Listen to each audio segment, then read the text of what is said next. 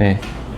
오늘 사무엘하 17번째 시간이고요. 오늘은 사무엘하 23장을 같이 말씀을 배우도록 하겠습니다. 우리가 이제 지난 시간에 사무엘하 22장을 배웠는데, 지난 시간에 우리가 배웠던 내용이 다윗의 노래죠. 그러니까 1절부터 끝절까지가 전부 이제 노래인데, 23장도 이제 앞부분은 다윗의 노래가 나오고 이제 후반부는 다윗의 용사들에 대한 이야기가 나옵니다. 그래서 여기 앞에 보시면 22장은 다윗의 통치 초기에 있었던 노래죠. 왜냐하면 사울의 그 핍박으로부터 도망 다녔을 때 지은 노래라고 했기 때문에 그런 거고요. 오늘 배우시는 23장의 노래는 다윗의 통치 후기에 지었던 노래예요. 그리고 22장은 여호와의 구원에 대한 감사의 노래였고요. 오늘 배우시는 노래는 메시아 왕국을 대망하면서, 그러니까 바라면서 부른 노래입니다. 근데 1절에 보시면 이렇게 표제가 시작이 되죠. 이는 다윗의 마지막 말이다 라고 되어 있는데, 여기서 마지막 말이라는 것은 유언이라는 의미가 아니고요, 다윗이 공적으로 행한 마지막 연설이에요. 그러니까 노래죠. 마지막 노래. 그럼에도 불구하고 왜 사무엘서 저자는 마지막 말이라고 했느냐, 이 다윗의 노래의 중요성, 여기에 굉장히 많은 그 뜻이 함축되어 있거든요. 특히 이 메시아의 도래를 바라면서 다윗이 지은 노래이기 때문에 마지막이라는 이러한 단어를 통해서 우리에게 이제 집중을 요하는 거죠.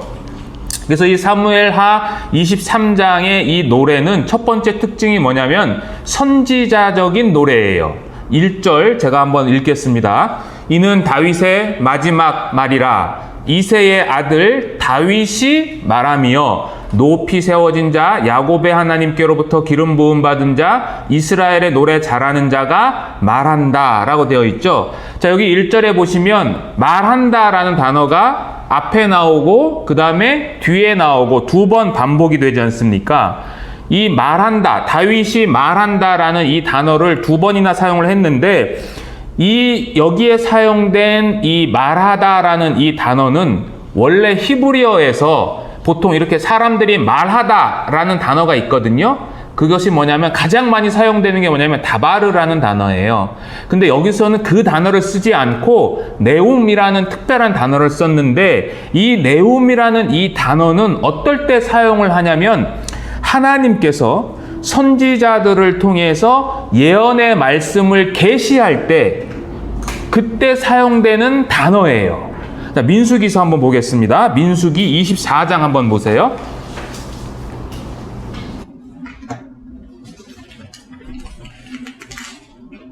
민수기서 24장 2절 3절. 거기 보시면 이런 말씀이 있습니다. 눈을 들어 이스라엘이 그 지파대로 천막 친 것을 보는데, 그때에 하나님의 영이 그 위에 임하신지라. 그가 예언을 전하여 말하되 부올의 아들 발람이 말하며 눈을 감았던 자가 말하며 라고 되어 있죠. 발람이 하나님의 영이, 성령이 임해서 원래 자기가 하고 싶었던 말이 아닌데 그 하나님의 말씀을 선포할 때, 여기도 말하되, 말하며라는 단어가 두 번 등장하는데 이 단어가 사무엘하 23장에 사용된 그 단어예요. 그래서 이 네움이라는 이 단어는 특별히 예언서, 그러니까 이사야서, 예레미야서, 에스겔서에 여호와의 말씀이 내게 이르시되 라는 이런 표현을 할 때, 또 여호와께서 말씀하시되 이런 표현을 할 때 사용되는 노래예요. 그래서 이 다윗의 노래는 개인적인 어떤 감정에서 나타낸, 표현된 노래가 아니라 선지자, 그러니까 하나님의 영이 임해서 선지자적인 그러한 노래라는 것을 우리에게 알려줘요. 첫 번째 이 특징입니다. 두 번째 특징은 뭐냐면 메시아 예언에 대한 노래예요. 특히 이 4절 이후부터는 전부 다 메시아와 우리 예수 그리스도와 관련된 말씀인데, 우선 4절을 한번 보겠습니다.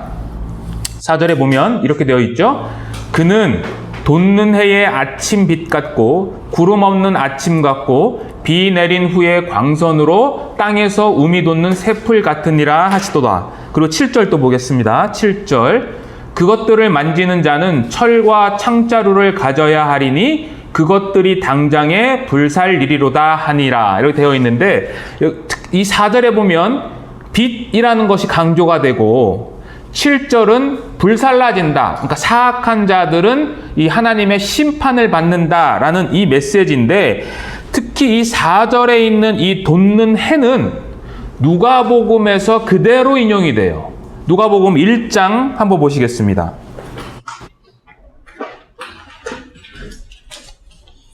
신약성경 누가복음 1장 78절.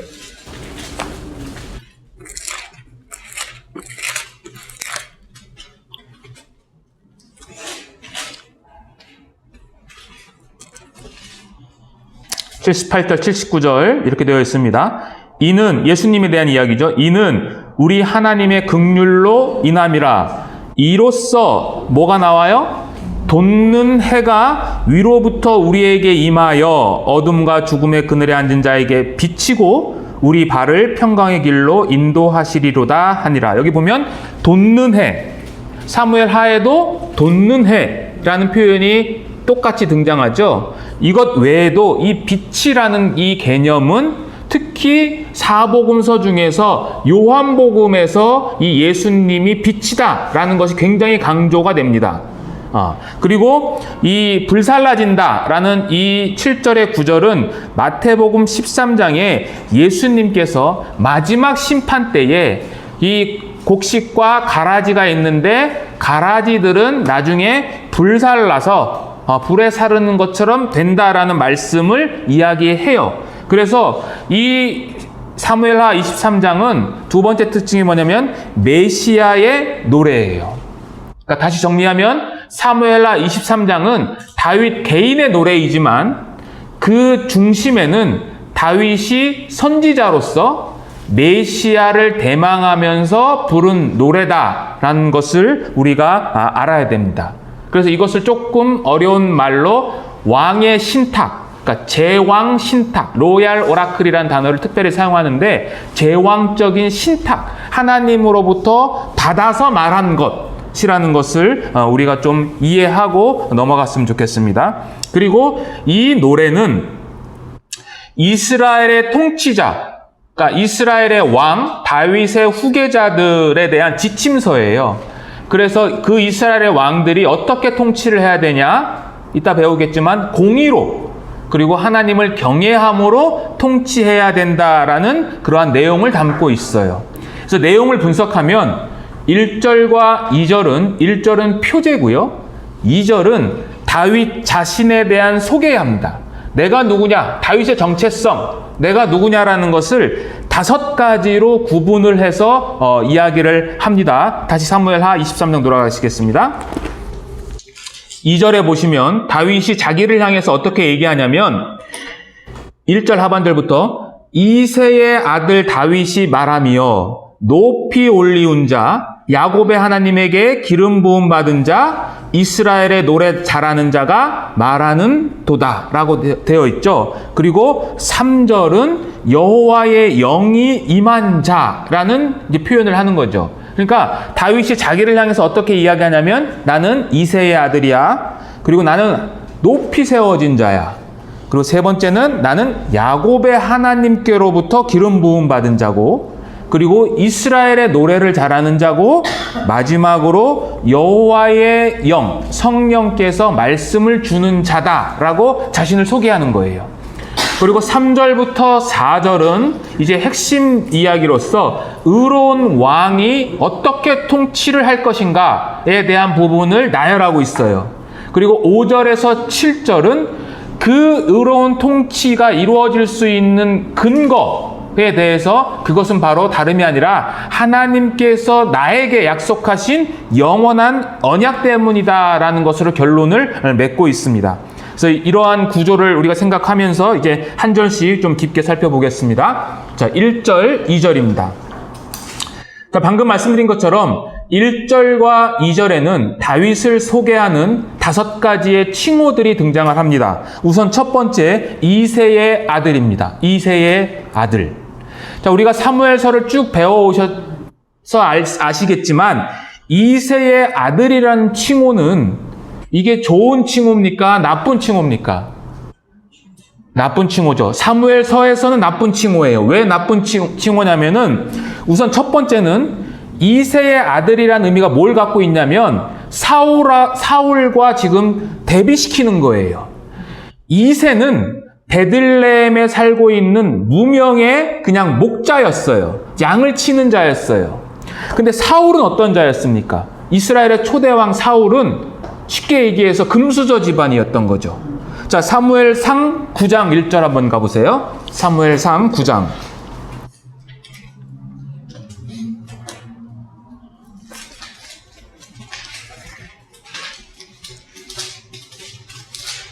사무엘상 9장에는 이제 사울을 소개하는 내용인데 1절 이렇게 되어 있습니다. 베냐민 지파의 기스라 이름하는 어떤 사람이요? 유력한 사람이 있으니 그는 아비엘의 아들이요 스롤의 손자요 베고랏의 증손이요 아비아의 현손이며 베냐민 사람이더라. 여기 보면 기스에 대해서 기스의 집안이 어떤 집안이냐? 유력한 집안이다.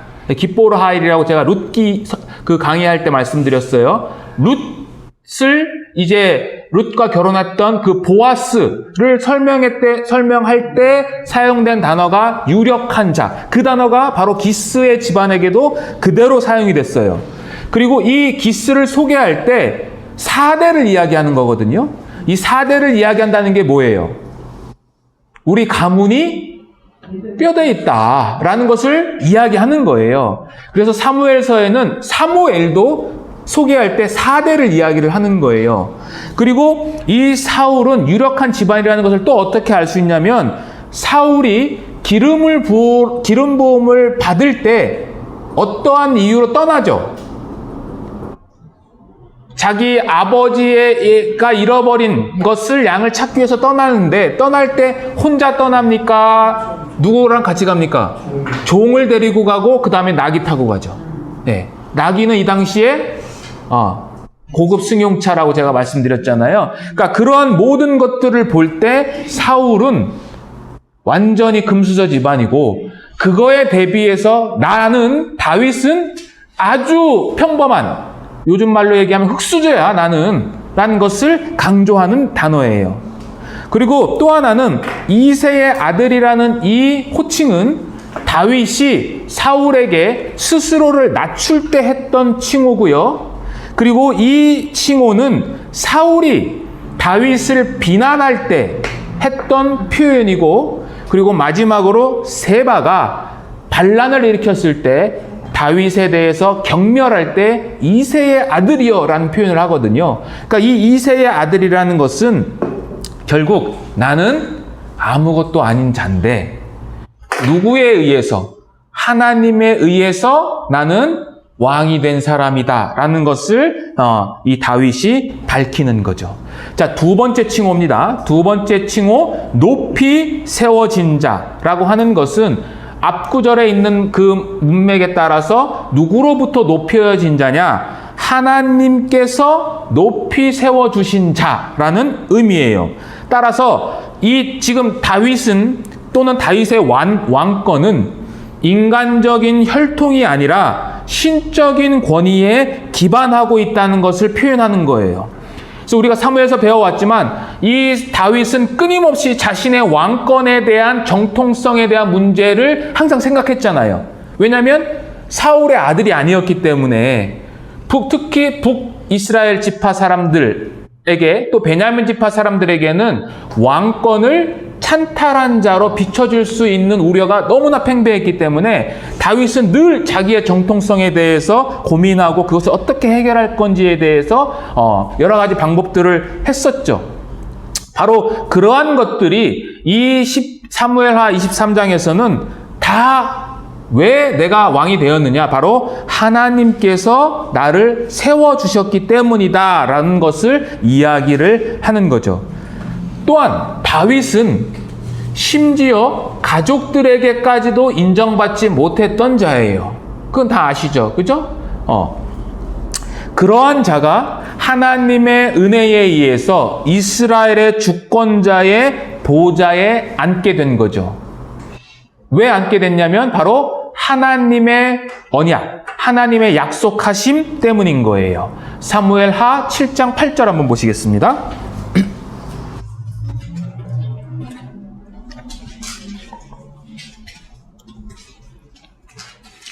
사무엘하 7장 8절 같이 한번 읽어보겠습니다. 만군의 여호와께서 이와 같이 말씀하시기를 내가 너를 목장 곧 양을 따르는 데에서 데려다가 내 백성 이스라엘의 주권자로 삼았다.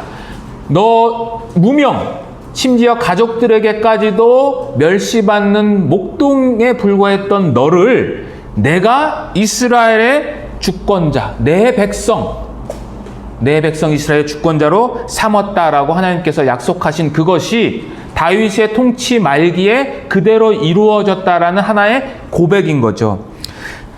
자, 보세요. 그런데 우리가 생각할 것은 다윗은 낮은 자죠. 그죠? 낮은 자예요. 근데 다윗만 낮은 자가 아니라 여러분들과 저도 원래 낮은 자예요. 그러니까 모든 인간은 본래 낮은 자예요. 낮은 자기 때문에 어떤 면에서 더 낮은 자가 될 수가 없어요. 우리는 더 낮은 자가 될 수 없어요. 낮은 자가 된다라는 것은 한때는 내가 높은 자리에 있었는데 낮아진다라고 할 때 낮아진다라는 의미가 더 우리에게 다가오는 거잖아요. 그럼 진짜 낮아진 자가 누구세요? 진짜 낮아진 자. 예수님이죠. 예수님. 하늘에 계셨다가 이 땅에 내려오신 것 자체가 낮은 자가 되신 거잖아요. 그러니까 이 다윗에 의한 이 높이 세워진 자는 결국 예수 그리스도를 또 상징하는 그러한 단어로서 우리에게 경각심을 또 주는 거죠. 자, 세 번째는 다윗은 자기를 향해서 야곱의 하나님께로부터 기름 부음 받은 자라는 칭호를 썼어요.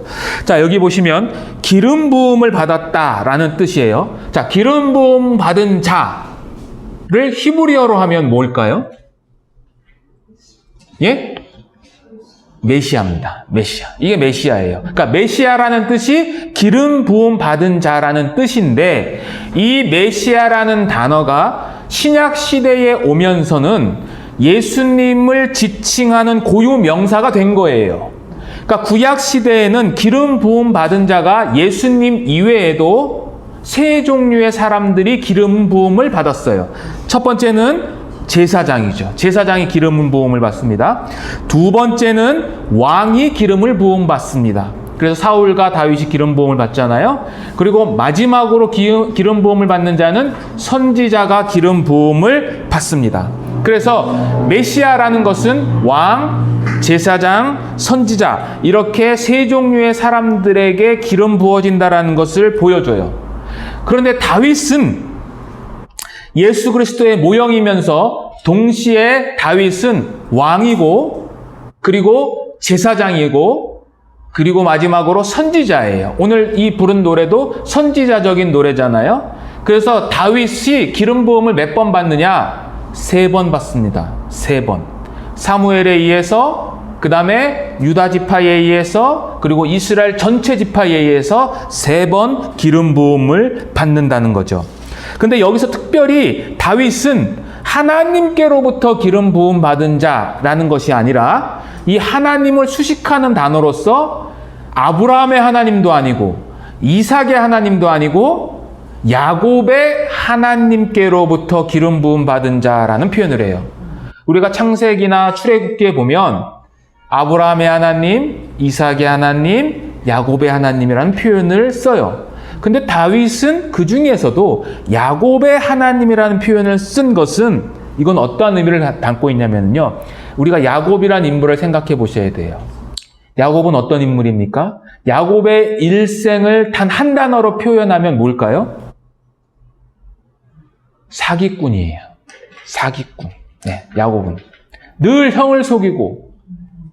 늘 도망다니고 늘 쫓겨다니는 그 자가 약복강가에서 하나님을 만남으로써 그가 꼬꾸라지고 결국 하나님에 의해서 이름이 뭘로 바뀌어져요? 이스라엘. 하나님과 겨루어 이긴 자라는 이스라엘이 되고, 결국 이 이스라엘은, 야곱은 이 야곱으로부터 태어난 12명의 아들이 결국 이스라엘 나라를 이제 만드는 기초를 만들잖아요.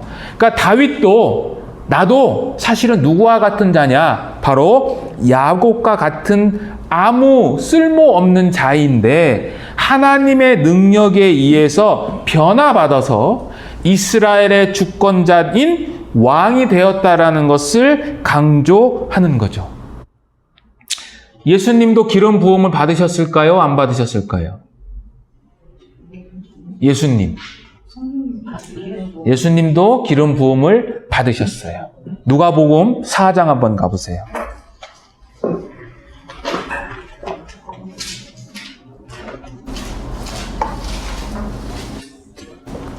누가복음 4장 18절, 19절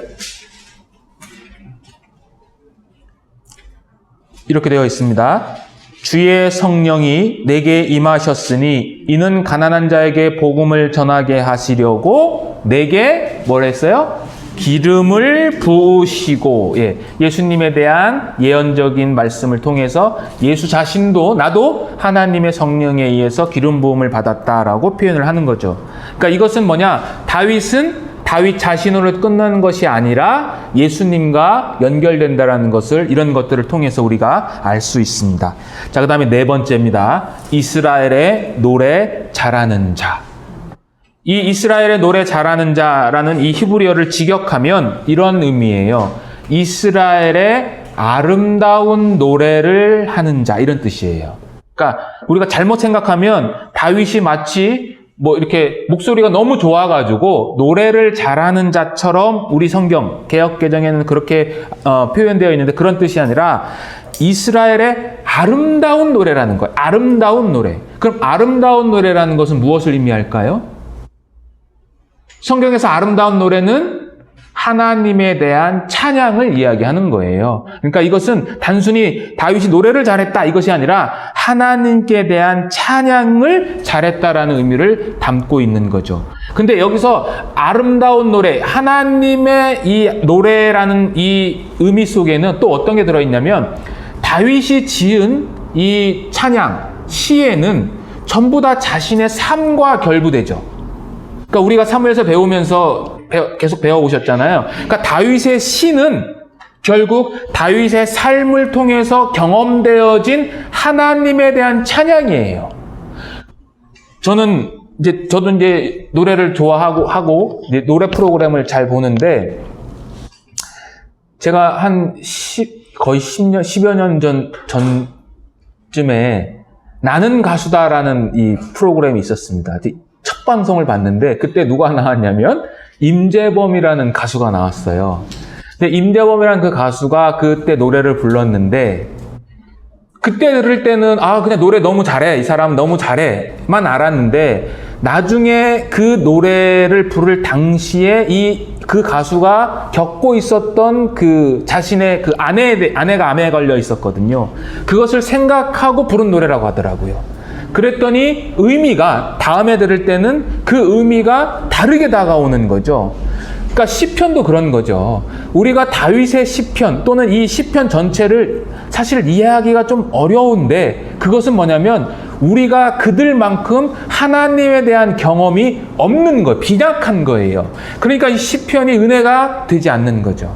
자, 어쨌든 다윗은 그러한 삶을 통해서 하나님에 대한 찬양을 잘하는 자라는 것을 이야기를 하는 거고요. 마지막으로는 여호와의 영이 말씀을 주는 자다라는 거죠. 2절에 그렇게 되어 있죠. 여호와의 영이 나를 통하여 말씀하시며 그의 말씀이 내 혀에 있도다. 이것은 뭐냐면 결국 아까 말씀드렸던 다윗은 성령에 의해서 계시를 받은 자, 즉 선지자다라는 것을 이야기를 하는 거예요.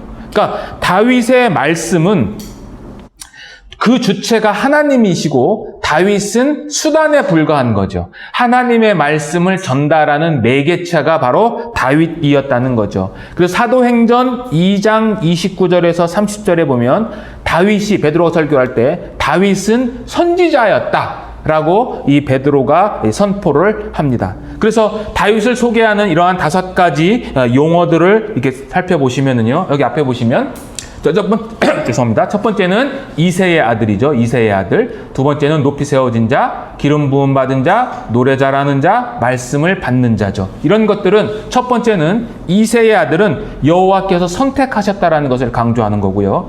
높이 세워진 자는 결국 여호와의 권위로 인해서 자기가 왕이 되었다라는 것을 이야기를 하는 거고, 기름 부음을 받았다는 것은 결국 나의 왕 될 때 기름을 받으니까 그 왕은 내 왕권이 아니라 하나님께서 주신 여호와의 왕권이라는 거고, 노래를 잘하는 것과 말씀을 받는 것은 하나님으로부터 받은 선물, 은사다라는 것을 이야기를 하는 거죠. 그래서 이러한 칭호들을 통해서 우리가 알 수 있는 단 하나의 단어는 뭐냐면요, 이거예요. 하나님의 은혜다. 다윗이 왕이 된 것은 다윗이 뛰어난 것이 아니라, 그리고 다윗이 일생 동안 하나님을 섬긴 것은 다윗 스스로가 잘해서 한 것이 아니라 오직 하나님의 은혜 때문에 나는 이러한 자가 되었다라는 것을 이야기하는 거죠. 그리고 실제적으로도 이 5가지 호칭은 다윗이 자신의 왕국, 왕정을 다스리는 이념적인 도구가 되는 거예요. 그러니까 이 모든 것들이 다 하나님의 은혜다라는 것을 이야기를 하는 거고요. 자, 그다음에 보시면은 기름 부음 받은 자 다윗과 예수 그리스도를 우리는 같이 볼 수 있는 거죠. 둘 다 다윗이나 예수 그리스도나 왕이시고, 그리고 제사장이고, 그리고 마지막으로 선지자예요. 왕, 제사장, 선지자. 그래서 예수님께서도 왕이셨다라는 거죠. 요한복음 18장 37절 한번 보시겠습니다.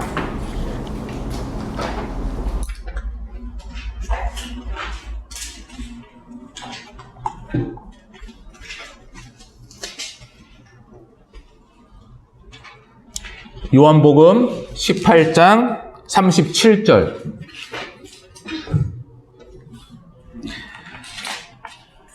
같이 한번 읽어볼까요? 빌라도가 이르되 그러면 네가 왕이 아니냐? 예수께서 대답하시되 네 말과 같이 내가 왕이다. 내가 왕이다. 그래서 예수님 돌아가실 때 십자가 위에 편말이 유대인의 왕이라는 편말이 붙지 않습니까? 그리고 히브리서 전체는 아니지만 3장과 4장과 7장에는 특별히 예수께서 제사장이셨다라는 것을 이제 강조를 하고, 누가복음에는 예수께서 선지자시다라는 것이 강조돼요. 그래서 예수 그리스도는 다윗처럼 왕이시고 제사장이시고 선지자이셨어요. 그런데 왕이고 제사장이고 선지자는 다윗이나 예수님에게만 해당되는 것이 아니고, 원래 우리 모든 인간은 하나님에 의해서 왕이고 제사장이고 선지자로 부름받아서 지음받았어요. 그것은 범죄하기 이전에 하나님께서 아담에게 행하셨던 것을 통해서 우리가 알 수 있어요. 우리가 지난 시간에 배운 것처럼 아담은 모든 것을 다스리라는 명령을 받은 왕이었어요. 왕. 그리고 아담은 선지자였어요. 어떠한 선지자? 선지자는 하나님의 말씀을 받아서 전달하는 자가 선지자죠.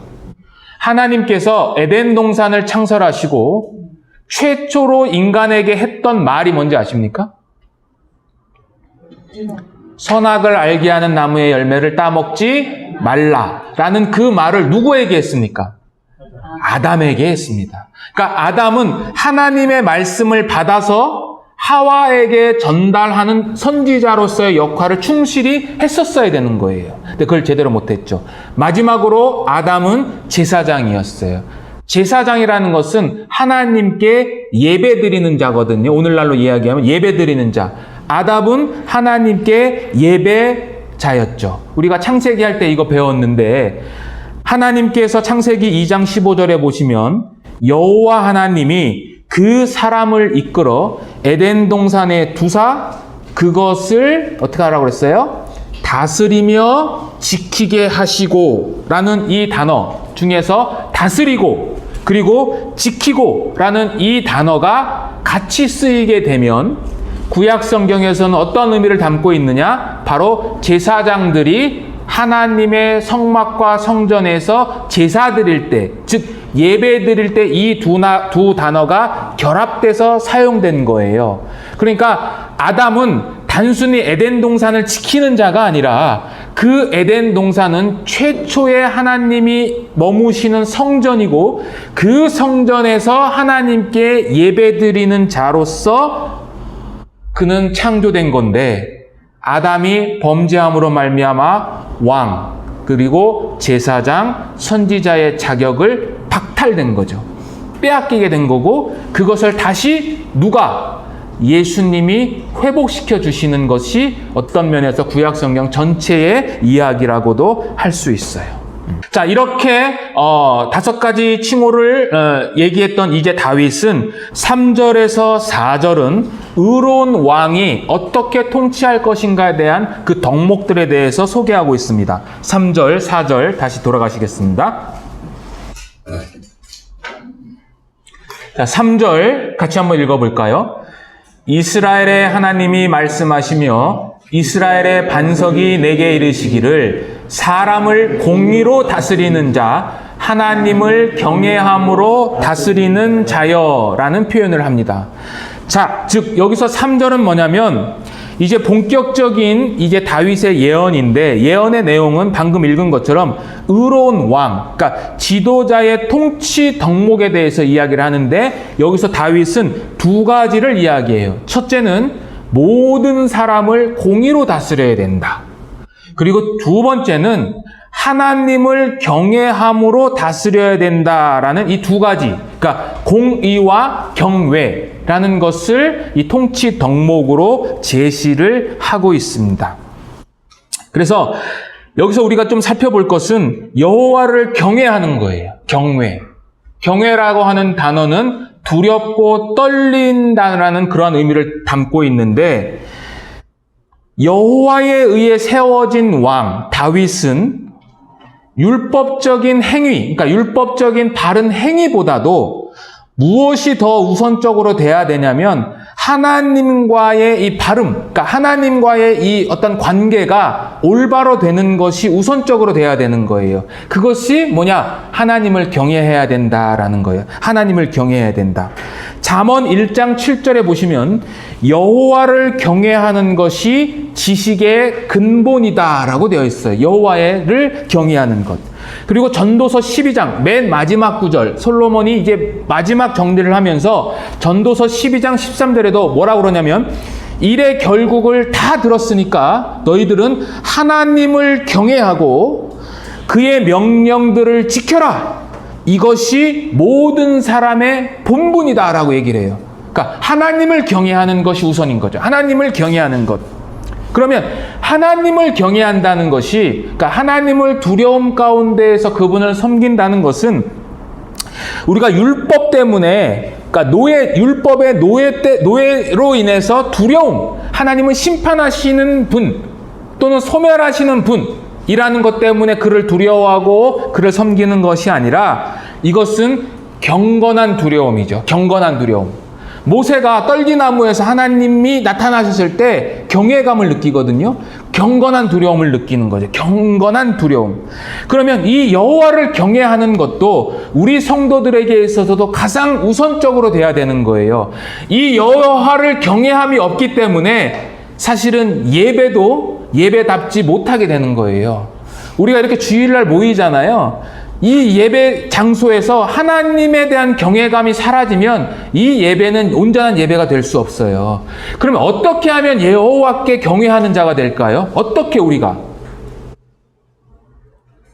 자, 우선 소극적으로 보면 지금 이 경외라는 이 단어는 사무엘하 본문에서는 왕의 통치 덕목이라고 그랬죠. 왕. 그럼 왕은 어떻게 여호와를 경외하는가라는 것을 성경에서 찾아보면 알 수 있겠죠. 자, 성경 신명기서입니다.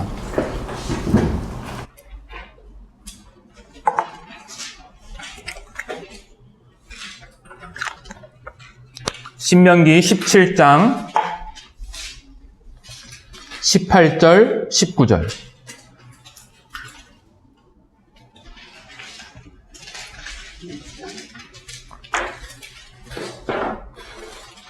신명기 17장 18절 19절입니다. 자, 같이 한번 읽어볼까요? 그가 왕위에 오르거든 이 율법서의 등사본을 레위 사람 제사장 앞에서 책에 기록하여 평생에 자기 옆에 두고 읽어 그의 하나님 여호와 경외하기를 배우며 이 율법의 모든 말과 이 규례를 지켜 행할 것이라. 어떻게 경외함을 배워요? 말씀을 통해서, 성경을 통해서 여호와 경외함을 배워야 된다라고 이야기를 하는 거죠. 그럼 왕만 여호와 경외함을 배워야 됩니까? 그렇지 않죠. 모든 사람이 여호와를 경외하는 것을 배워야 되는 거예요. 교회에서는 가르치는 자들을 통해서 여호와 경외하는 것을 보여줘야 되는 거죠. 그러니까 교회 안에 지도자들이 있잖아요. 그 지도자들은 첫 번째로 설교를 통해서 말씀을 가르치는 것을 통해서 하나님 경외하는 것을 보여주어야 되는 거예요. 조나단 에드워드라는 이 탁월한 신학자 겸 목사님이 뭐라고 그랬냐면 하나님께서 설교자들을 세우신 이유는 설교를 통해 신적인 일들을 사람들의 마음과 정서 속에 심어주는 것이다 라고 이야기를 했어요. 그러니까 설교를 통해서 이 하나님에 대한 경외감, 하나님에 대한 감정을 심어주는 역할이 바로 지도자, 목사가 해야 할 일이다 라고 했어요. 그래서 제가 종종 말씀드리지만 설교는요, 성경 공부나 단순한 강의나 가르침과는 달라요. 그래서 제가 늘 그랬잖아요. 저는 설교는 안 하겠습니다 라고 했던 의미 중에 하나가 뭐냐면 이런 거였던 거죠. 그러니까 설교는 정말로 하나님께서 그 지도자를 통해서 선포되어지는 하나님의 말씀이 되어야 되는 거거든요. 근데 그 말씀은 지도자들을 통해서 선포되어지기 때문에 또 하나 중요한 게 뭐냐면 그 지도자의 삶과 인격이 묻어나서 설교가 되어야 되는 거예요. 그런 면에서 저는 사실은 자격이 없는 거죠. 네. 자, 디도서에 보면은요, 디도서 한번 가볼게요. 신약 성경 디도서. 1장입니다. 디도서 1장, 1절, 2절. 디도서 1장 1절과 2절은요, 바울이 내가 사도가 된 세 가지 목적에 대해서 이야기를 합니다. 1절, 2절 보겠습니다. 디도서. 제가 읽겠습니다.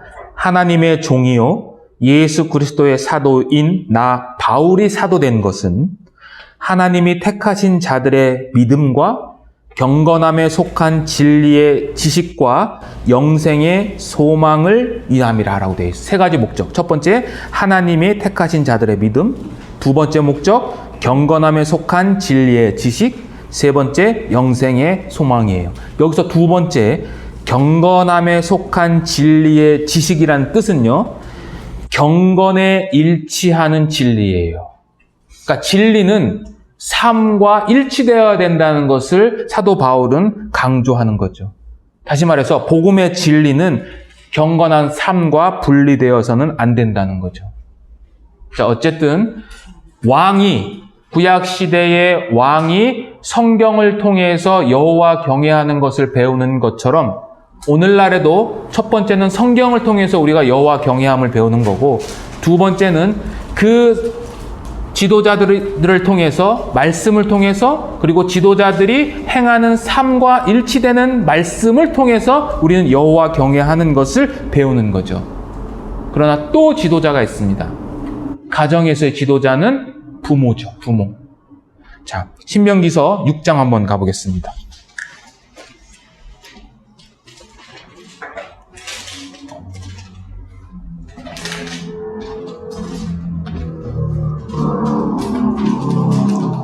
신명기 6장 1절 2절입니다. 1절 2절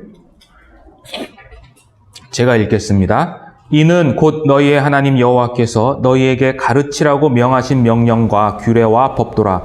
너희가 건너가서 차지할 땅에서 행할 것이니 곧 너와 내 아들과 내 손자들이 평생에 내 하나님 여호와를 경외하며 내가 너희에게 명한 그 모든 규례와 명령을 지키게 하기 위한 것이며 또 내 나를 장구하게 하기 위한 것이라. 신명기 6장 모세는 이제 가나안에 입성하는 이 두 번째 세대들에게 뭐라고 이야기를 하냐면 이 말씀을 통해서 여호와 경외하기를 배워야 된다라고 하는데 어디 들어가서라고 얘기를 하는 거죠? 너희가 건너가서 차지할 땅에서라고 하죠.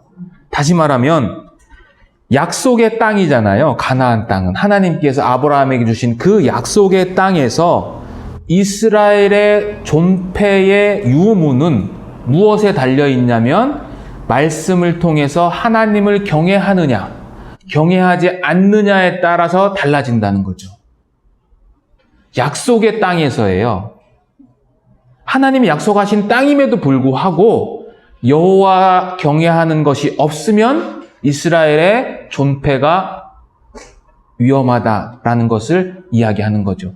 그래서 하나님은 모세를 통해서 신명기 6장 7절과 9절에 이렇게 말씀하시는 거죠. 6장 7절, 9절 이렇게 되어 있습니다.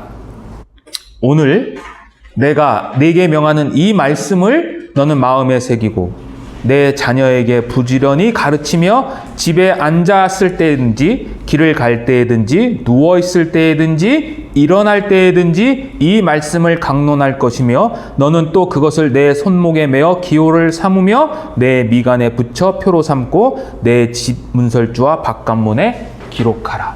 왜 부모에게 자녀들에게 성경을 가르치라고 하느냐? 그 이유가 여호와 경외하는 것을 배워야 된다라는 거죠. 이 말씀 앞에 저는 상당히 부끄럽습니다.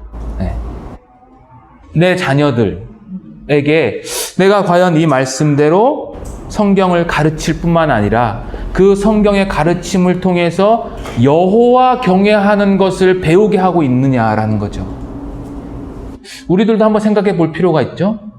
내 자녀가 세상적으로 아주 좀 속된 말로 잘 나가는 것에 비해서 그 하나님의 말씀을 집에서 가르치고 그 하나님을 경외하게끔 내 스스로가 본이 되어 있느냐라는 것을 우리가 던져보면 저는 사실 너무나 이 하나님 앞에 드릴 말씀이 없는 거죠. 자, 어쨌든 이 여호와 경외하는 것을 배우는 것은 다윗뿐만 아니라 또 다윗을 이을 모든 그 통치자들뿐만 아니라 우리 모두에게 있어야 될 가장 중요한 신앙의 지표가 되어야 된다는 거죠. 그래서 이 공의와 경외라는 것을 우리가 명심해야 됩니다. 자, 이렇게 공의와 경외로 통치하는 자는 이제 하나님으로부터 이제 약속을 받는데 그 약속이 바로 4절입니다. 4절 한번 같이 읽어보겠습니다. 다시 사무엘하 23장으로 돌아가시겠습니다. 4절 같이 한번 읽어볼까요?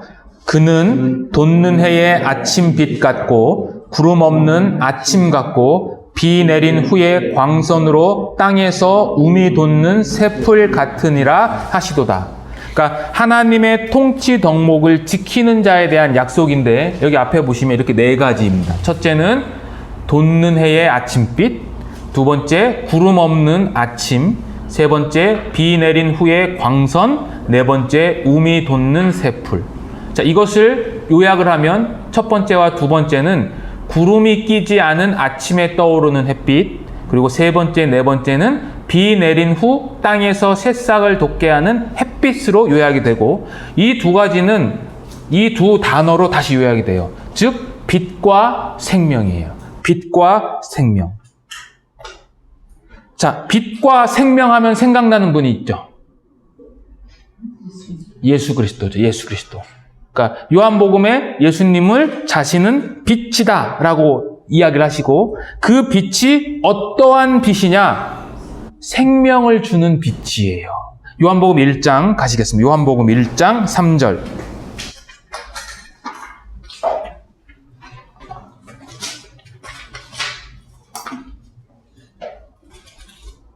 요한복음 1장 3절, 4절 제가 읽겠습니다. 만물이 그로 말미암아 지은 바 되었으니 지은 것이 하나도 그가 없이는 된 것이 없느니라. 그 다음에 같이 읽어볼게요. 그 안에 생명이 있었으니 이 생명은 사람들의 빛이라. 예수 그리스도가 빛이고 바로 생명을 주는 빛이다 라고 이야기를 하는 거죠. 자, 여기 보시면 생명이라고 하는 이 단어는 논리적으로 하면 방금 읽으신 3절, 그러니까 4절에 나와 있는 이 생명이라는 단어는 3절과 논리적으로 이어져요. 왜냐하면 3절에서 그리스도가 만물을 지으셨다고 했잖아요. 만물을 지으셨다는 것 자체가 생명의 근원이 누구냐? 근원이 바로 예수님이다 라고 하는 거죠. 그런데 예수님이 이 땅에 오셨을 때 모든 사람은 생명이 잃어버린 자고 그리고 빛이 아니라 어둠에 속하던 자들이잖아요. 우리도 마찬가지였고. 그런데 예수님이 이 땅에 오셔서 빛으로 그 다음에 생명으로 우리를 다시 살리셨다는 거죠. 자 보세요. 우리가 에덴 동산을 한번 보세요. 에덴 동산에 보면 선악과가 있었고 그리고 선악과 옆에는 생명과가 있었죠. 영생과가 있었잖아요. 그죠? 그런데 아담이 선악과를 따먹었어요. 따먹은 결과 저주를 받았고 이 영생과로 들어가는 길이 차단됐죠. 천사들에 의해서 더 이상 들어가지 못하게 됐어요. 그런데 그러한 상황 가운데에서 하나님이 에덴 동산에서 아담과 하와에게 복음을 주시죠. 복음. 어떤 복음을 주시죠? 첫 번째 복음. 인류에게 주어진 최초의 복음. 원시 복음이 뭐냐면 여자의 후손은 뱀의 후손의 머리를 깨트릴 것이다 라는 복음을 주시는 거예요. 그리고 그 복음을 말씀하시는 것으로서 하나님이 가죽옷을 또 입혀주시는 거고요. 그런데 그 뱀의 후손의 머리를 깨뜨려 버릴 것이다 라고 하는 이 최초의 복음이 언제 선포됐냐면 아담과 하와가 범죄하고 무화과 나무 잎으로 치마를 해입고 숨었어요. 근데 그때 하나님이 나타나셨죠. 에덴 동산에. 근데 성경에서는 어떻게 표현하시냐면 그 나타날 때를 시간적으로 어떻게 표현하냐면 서늘할 때에 라는 표현을 써요. 창세기 잘 읽어보세요. 서늘할 때에. 서늘할 때가 언제일 때가요? 서늘할 때. 아닙니다. 유대인들은 서늘할 때는 저녁 때예요. 저녁 때. 이게 무엇을 의미하냐면 아담과 하와는 범죄함으로 지금 어두움에 갇혀 있는 거예요. 그런데 하나님이 빛이신 하나님이 나타나셔서 빛의 말씀을 주시는 거예요. 너희들이 언젠가는 나로 인해서 살아날 것이다 라는 최초의 복음도 어둠 가운데에서 주어진 것처럼 예수님도 어두운 자에게 오셔서 빛을 제공하신 거예요. 그래서 이 의로운 왕의 통치에 대한 결과로서 주어지는 이 빛과 생명은 예수 그리스도를 그대로 상징해요. 온 세상에 생명을 주는 소망의 빛 대신 예수님, 그분을 말씀하는 거예요. 그래서 이게 메시아의 예언에 대한 노래라는 거예요. 자, 그럼 이러한 모든 것들이 왜 이루어질 수 있느냐라는 근거가 5절부터 7절까지예요. 다시 사무엘하 돌아가시겠습니다. 자, 우선 5절입니다. 근거입니다. 5절 제가 읽겠습니다. 내 집이 하나님 앞에 이같지 아니하냐. 하나님이 나와 더불어 영원한 언약을 세우사 만사에 구비하고 견고하게 하셨으니 나의 모든 구원과 나의 모든 소원을 어찌 이루지 아니하시랴. 자, 다윗이 지금 자신이 복을 받았다고 하는 거예요. 그리고 공의와 하나님을 경외함으로 통치하는 자들도 자신과 똑같은 복을 받겠다는 건데 그 근거가 뭐냐? 5절 나와 더불어 뭘 했다고요? 영원한 언약을 세웠다. 이게 핵심이에요. 이게 핵심. 영원한 언약을 세웠다. 하나님이 영원한 언약. 그래서 이 영원한 언약은 언제 주어졌습니까? 다윗에게? 언제 주어졌죠? 사무엘하 7장 다시 가시겠습니다.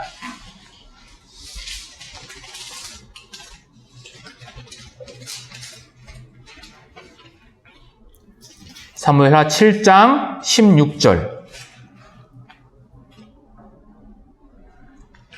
자, 같이 천천히 읽어보겠습니다. 내 집과 내 나라가 내 앞에서 영원히 보존되고 내 왕위가 영원히 견고하리라 하셨다라. 나단의 신탁이죠. 우리 배웠잖아요. 이 말씀에 근거한 다윗의 고백이에요. 그러나 실제적으로 역사적으로 다윗의 왕위는 영원히 보존됐습니까? 보존되지 않았습니까? 멸망했죠. 그죠? 바벨론 때 포로 가면서 이스라엘의 왕정 역사는 끝이 나거든요. 그럼 이것은 누구를 이야기하는 거예요? 바로 예수님에 의해서 다윗의 왕위가 영원히 보존된다는 것을 이야기하는 거죠. 그러니까 다른 말로 얘기해서 이 다윗의 확신, 영원한 언약이다라는 이 다윗의 확신은 사무엘하 7장 16절에 하나님께서 말씀하신 그 약속을 굳게 믿는 데서 이 고백이 나오는 거예요. 영원히 멸망하지 않는다. 자, 우리도 마찬가지죠.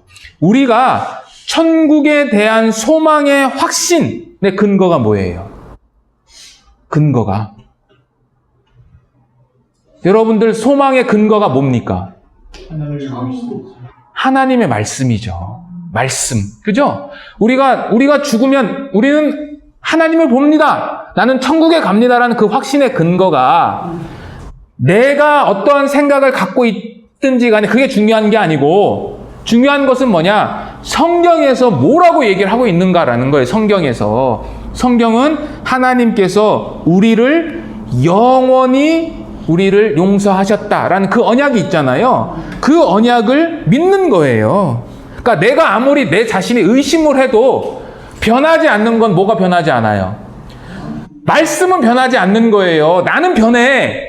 변하지 않는 거는 말씀이에요. 그러니까 우리는 그 말씀을 믿는 것에서 우리의 모든 신앙이 시작되는 거지 나로부터 시작되는 게 아니라는 거죠.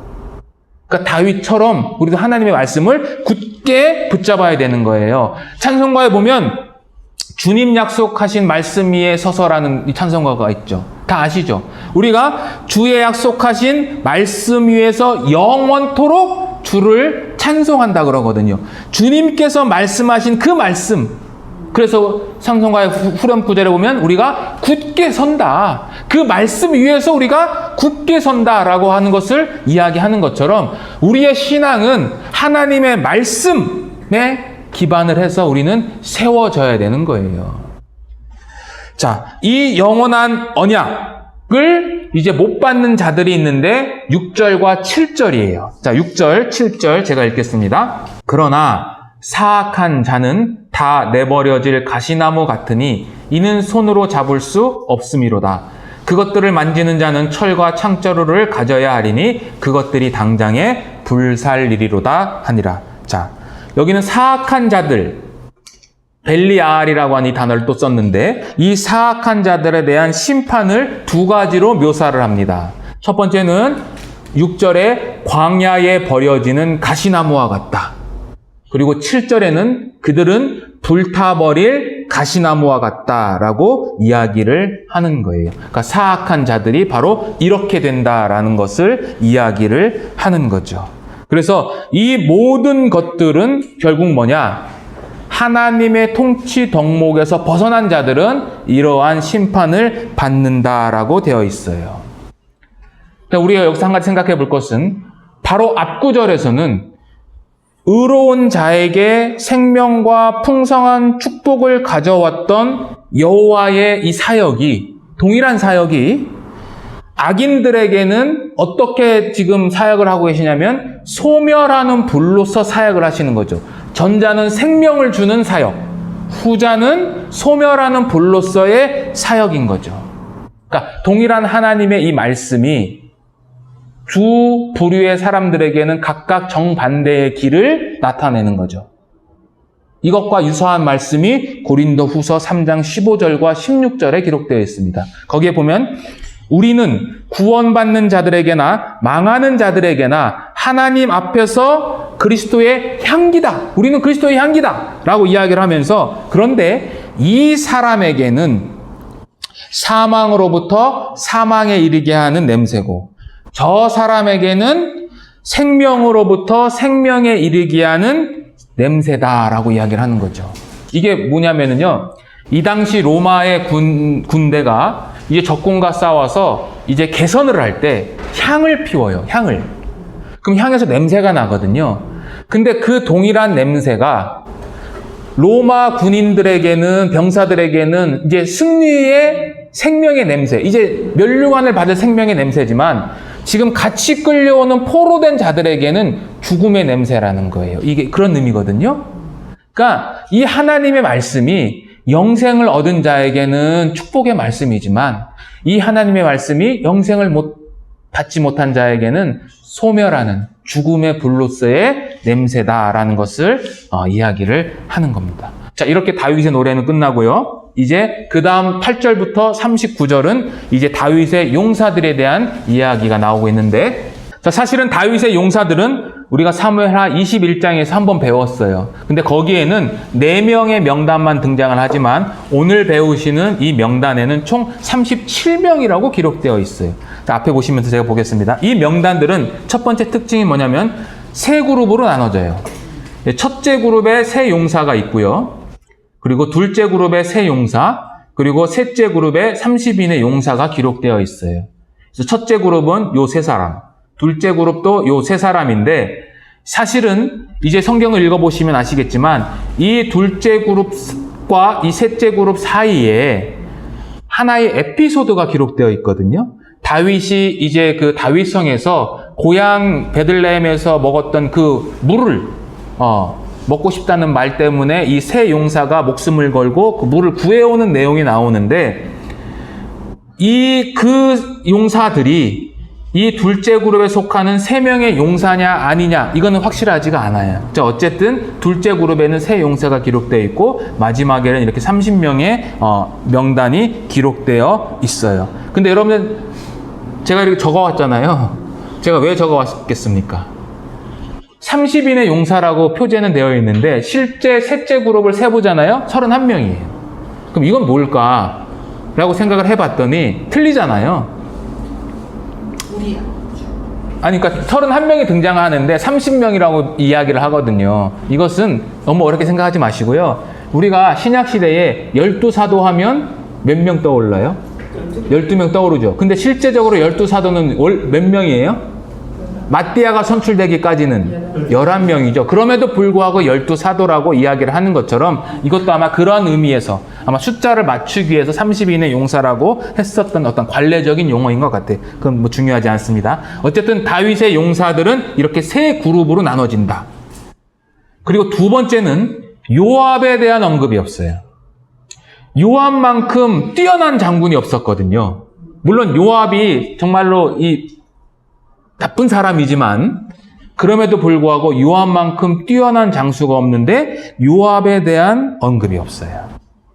그 다음에 세 번째는 베들레헴의 이 물 사건은 특별히 에피소드를 기록하면서 무엇을 보여줬냐면 그 다윗과 함께한 용사들의 사랑과 충성, 그러니까 다윗에 대한 사랑과 충성, 그리고 다윗과의 연대감을 보여줘요.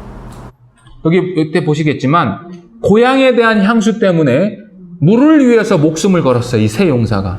왕복 80km예요. 그리고 그 베들레헴에는 그 당시에 블레셋군이 주둔하고 있었어요.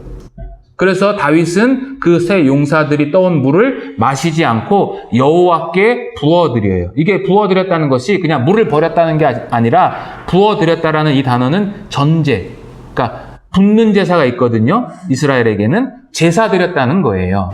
자, 어쨌든 이러한 것들이 기록되어 있고, 그 다음에 세 번째 그룹의 특징은, 세 번째 그룹 30명의 특징은 죽은 자로 시작해서 죽은 자로 끝이 나요. 그러니까 첫 번째가 누가 나오냐면 아사엘이 등장해요. 아사엘. 근데 아사엘은 이스라엘이 다윗이 왕권을 완전히 확립하기 전에 아사엘이 죽거든요. 그리고 맨 마지막 인물이 우리아가 나와요. 그러니까 죽은 자로 시작해서 죽은 자로 끝이 나요. 근데 여기서 우리가 하나의 교훈이 있는 거죠. 자, 우리아로 끝이 나거든요. 그럼 다윗이 이 명단을 읽을 때마다 맨 끝에 누구를 읽는 거예요? 우리아를 읽는 거죠. 그럼 우리아를 읽을 때마다 뭘 생각하겠어요? 자신의 죄, 그리고 자신을 용서하신 하나님의 은혜를 생각하겠죠. 그러니까 이것은 우리에게도 교훈이 있어요. 우리가 세상 살면서 여러 가지 어려움, 고난, 또 그로 인해서 상처들을 많이 받거든요. 근데 그 상처가 단순히 그냥 세상적으로 말하는 치유의 대상이 아니에요. 그 상처는 상처를 통해서 내가 치유되는 게 목적이 아니고요. 그 상처는 상처로 인해서 누구를 발견해야 되냐면 하나님을 발견하는 거예요. 그러니까 십자가로 나아가게 하는 하나님의 도구가 돼야 되는 거예요. 자, 그리고 이 세 번째 그룹은 지파, 지역, 민족 순서로 기록되어 있어요. 가장 많은 지파는 유다 지파가 가장 많이 기록되어 있고, 그 다음에 베냐민 지파가 3명이 기록되어 있고, 맨 마지막에는 이방인들도 기록되어 있어요. 그러니까 우리아도 이방인이었고, 36절에 이갈이나 37절에 셀렉도 이방인들로 구성되어 있어요. 자, 이러한 특징들이 있는데요. 여기서 우리가 이 베들레헴의 물 사건에 대해서 한 가지 좀 짚고 넘어갈 필요가 있습니다. 자, 뭐냐면, 자, 여기 보면 제가 여기 물이라고 하는 것에 따옴표를 썼고 목숨이라는 것에 따옴표를 폈잖아요. 그죠? 자, 생각해 볼게요. 다윗이 세 용사들에게 물을 가져오라고 명령한 게 아니에요. 그냥 자기가 혼자 나지막히 한 이야기였어요. 근데 그 나지막히 한 그 물 때문에 이 세 용사들은 다른 말로 얘기해서 한 컵의 물을 구하기 위해서 무모한 행동을 했어요. 굉장히 무모하잖아요. 그럼 우리가 한번 생각해 보자고요. 그럼 왜 이 세 용사들이 이러한 무모한 행동을 했을까요? 왜요? 왜 그랬을까? 왕이 원하는 것을. 그렇죠. 왕이 원하는 건데 그냥 왕이 아니거든요. 쉽게 얘기하면 그들에게 다윗은 물을 마실 자격이 있는 왕이에요. 이게 중요해요. 물을 마실 자격이 있는 왕. 여러분들, 우리가 나사렛 예수라고 하죠. 나사렛 예수. 그죠? 나사렛이라는 표현은 굉장히 비하하는 단어잖아요. 나사렛 예수를 위해서 우리가 모든 것을 버려야 하는 이유가 뭐예요? 우리가요. 심지어는 가족과 부모도 버리라고 그랬어요. 왜 그래야 돼요? 우리가 왜 나사렛 예수를 위해서 모든 것을 버려야 하냐고요. 마치 다윗을 위해서 왜 무모한 행동을 해야 하냐고요, 우리가. 왜 그래요? 나의 주인이. 예.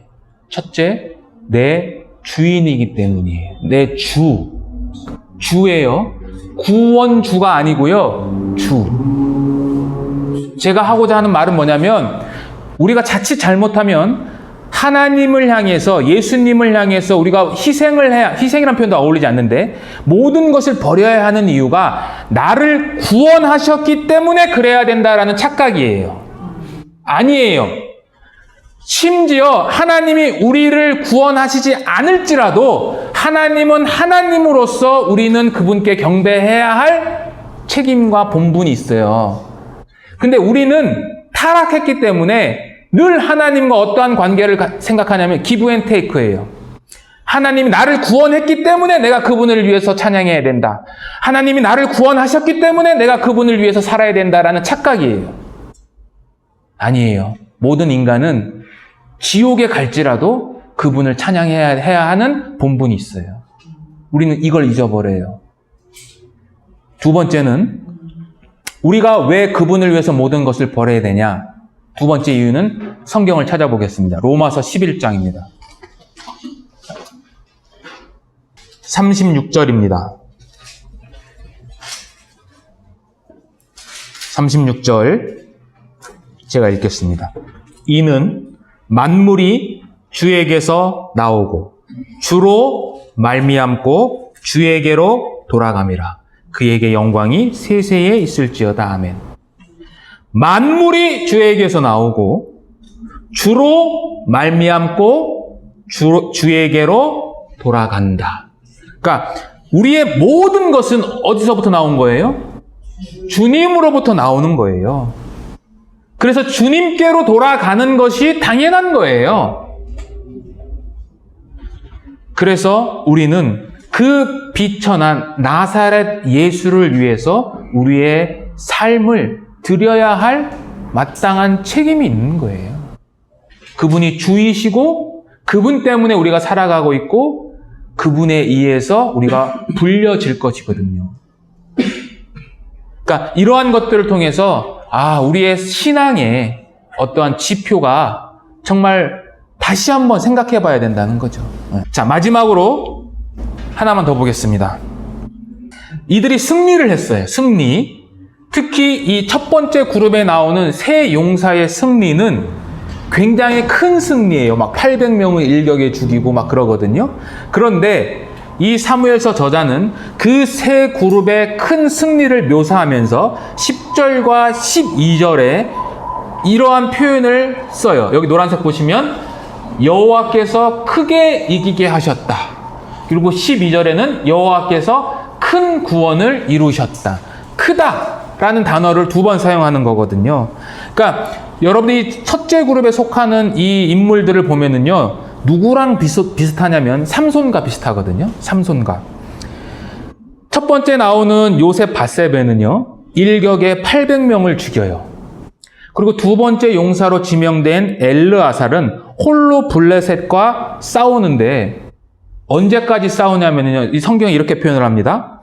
손이 피곤해지거나 손이 칼에 붙었을 때 그만둬요. 이게 뭐냐면 손에 경련이 일어났을 때만 공격을 멈춘다는 거예요. 그리고 세 번째, 삼만은 홀로 블레셋과 싸운 자라는 거예요. 그러니까 이들의 모습을 보면 마치 삼손과도 같은, 삼손이 블레셋 민족을 완전히 다 무찌르지 않습니까? 그러한 것을 보여주는데 그같이 큰 구원이 이유가 뭐냐? 여호와께서 도우셨다라고 하는 거예요. 참고로 둘째 그룹에 분하야가 있습니다. 분하야. 다윗의 시위대장, 즉 친위대장이었죠. 분하야는 누구랑 똑같냐면요, 다윗과 비슷해요. 분하야를 한번 읽어보시면요, 그가 눈이 내릴 때에 구덩이 속에서 사자를 죽여요. 다윗도 사자와 곰에서 양을 쫓아잡으죠. 그 다음에 막대기를 가지고 장대한 애굽 사람에게 나아가서 그의 칼을 빼앗아서, 창을 빼앗아 가지고 애굽인을 죽여요. 다윗도 골리앗 죽일 때 물맷돌 가지고 쓰러뜨린 다음에 골리앗에 다가가서 골리앗의 칼로 골리앗의 머리를 베어버리잖아요. 근데 이 분하야가 어느 지파 사람인지 아십니까, 혹시? 저도 이번에 알았는데요. 역대상에 찾아보니까 놀랍게도 레위 지파 제사장의 아들이더라고요. 네. 자, 어쨌든 이 여호와의 도우심에 의한 승리가 기록되어 있다라는 거예요. 자, 이것을 도표로 제가 그려왔는데 이 세 용사들과 이 다윗과 하나님과의 관계는 하나님이 맨 위에 계시고요. 그리고 다윗과 용사들이 있어요. 다윗과 용사들 간에는 서로 충성되고 그 다음에 용기가 있고 헌신하고 연대감이 형성되어 있어요. 이 두 그룹, 그러니까 다윗과 용사들에게 하나님께서는 다윗에게는 언약과 은혜를 베푸시고 또 하나님은 용사들에게 이기게 하시는 은혜를 베푸심으로 말미암아 이러한 큰 승리를 기록했다라는 거죠. 그러면 이러한 명단들 속에서 우리가 받아야 할 교훈이 있겠죠. 그죠? 자, 첫 번째는 뭐냐면요, 명단들의 가치가 뭐냐. 다윗이 이것을 볼 때마다 이들의 공로를 치하하겠죠. 그죠? 근데 이것은 예수님도 동일해요. 예수님도 우리가 하는 모든 일, 더구나 아주 작은 일 하나까지 세심하게 기억하시고 그대로 보상해 주세요. 마태복음 10장 한번 보시겠습니다.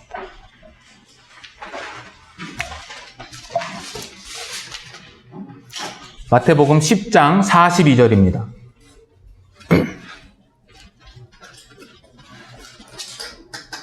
(10장 마태복음 10장 42절 같이 읽어볼까요?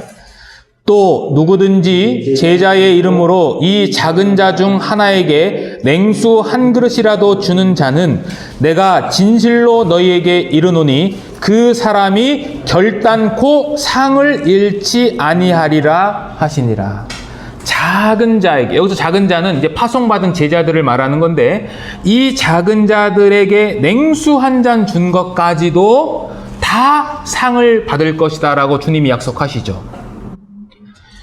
지금 이 배경이 되는 지역이 고대 근동, 중동 지역이죠. 중동 지역은 덥잖아요. 그럼 나그네에게 냉수 한 그릇을 주는 것은 어떤 거예요?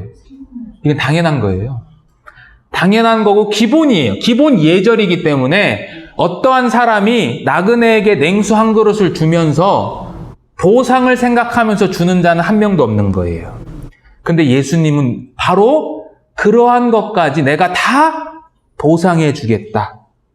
즉, 하나님의 보상은 우리가 생각하는 기대치와 자격을 훨씬 뛰어넘는 모습으로 이루어진다는 거예요. 여러분들이 했던 그 작은 일이 하나님에 의해서 큰 상이 내려진다라는 것을 우리에게 얘기를 하는 거고요. 첫 번째. 두 번째는 이 많은 용사들의 명단은 다윗의 왕권을 성립하는 데에 있어서 가장 중추적인 역할을 한 것이 다윗이기는 맞지만 다윗 혼자만이 아니라는 것을 이야기를 하는 거죠. 즉, 모든 승리를 다윗에게만 돌리지 않아요. 고대 근동에서는 승리하면 누구의 공로로 돌리냐면 다 왕이에요. 그래서 그 당시 문서를 보면 뭐 승리하면 무조건 그 왕 때문인 거예요. 그런데 하나님의 나라는 그렇지 않아요. 하나님의 나라는 모든 자가 승리자예요. 모든 자가. 그러니까 교회 안에서도 모든 자가 하나님 앞에 승리자가 되는 거예요. 내가 어떠한 일을 하든 간에 그게 중요한 것이 아니고 내가 하나님에 의해서 하나님의 말씀에 따라서 작은 것에 충성한 자는 하나님 나라의 승리자. 다른 말로 얘기해서 하나님의 나라를 완성시키는 데에 일익을 담당한 자들이라는 거죠. 그래서 다윗은 팀을 이룬 거잖아요. 한 팀이고 그 한 팀을 지휘 감독하신 것은 하나님. 그러니까 하나님의 도우심으로, 다른 말로 얘기해서 하나님의 주권적인 통치 그리고 인간의 노력이 결합돼서 하나님이 원하시는 하나님의 나라가 완성된다는 것을 우리에게 교훈하고 있습니다. 그래서 우리 모두가 하나님에 의해서 그리고 서로 상호 협력하고 도움으로 말미암아 이 땅에 하나님의 나라를 확장시키는 데에 일익하는 그러한 교회가 되기를 주님의 이름으로 축원합니다. 기도드리겠습니다.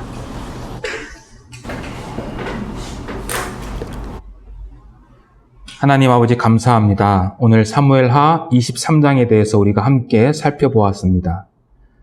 다윗이 이러한 모든 것들을 이루게 된 것은 다름이 아니라 하나님께서 허락하신 그 영원하신 언약 때문이라는 것을 우리가 잊어버리지 않도록 도와주시기를 원합니다.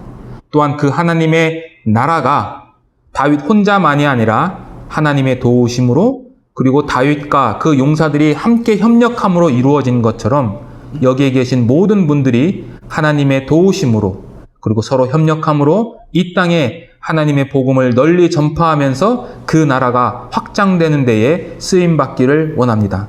그러나 그 모든 것들이 주님에게서 나오고 또 주님으로 말미암고 주님에게로 돌아간다라는 로마서 11장 36절의 그 말씀을 우리가 명심하고 새겨서 모든 은혜가 하나님의 것임을 우리가 새기면서 나아갈 수 있기를 원합니다. 이 모든 말씀 거룩하신 우리 주 예수님의 이름으로 기도드렸습니다. 아멘.